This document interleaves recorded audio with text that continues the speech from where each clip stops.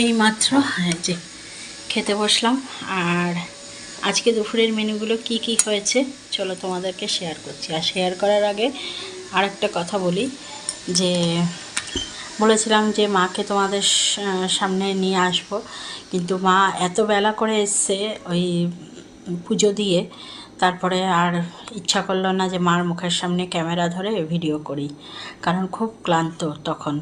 তারপরে কিছুক্ষণ বিশ্রাম করিয়ে তা আমি খাইয়ে দিয়েছি, যেহেতু আজকে আবার চলে যাবে, তো খাইয়ে দিয়েছি, এখন বিশ্রাম করছে।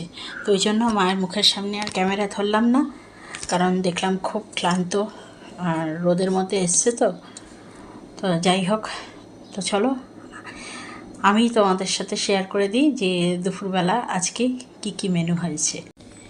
এই যে আজকে করেছি হলো পুঁই শাক চচ্চড়ি, কালকের মতোই করেছি, কেন কিছুটা রয়ে গেছিলো, তাই আজকে শেষ করলাম করে। এই হলো চচ্চড়িটা, আর এই হচ্ছে পাট শাকের বড়া। পাট শাকের বড়া কার কার ভালো লাগে কমেন্ট করবে। আর এই হচ্ছে পনির দিয়ে আলু দিয়ে একটা তরকারি। আর এই হচ্ছে আম ডাল, এই যে বুঝতে পারছো, আম দিয়ে টক ডাল করেছি। এই হচ্ছে আজকের দুপুরের মেনু।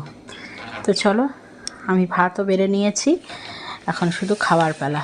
তো খেয়ে নিই। তোমাদের কেমন লাগলো আজকের মেনুগুলো অবশ্যই কমেন্ট করে জানিও।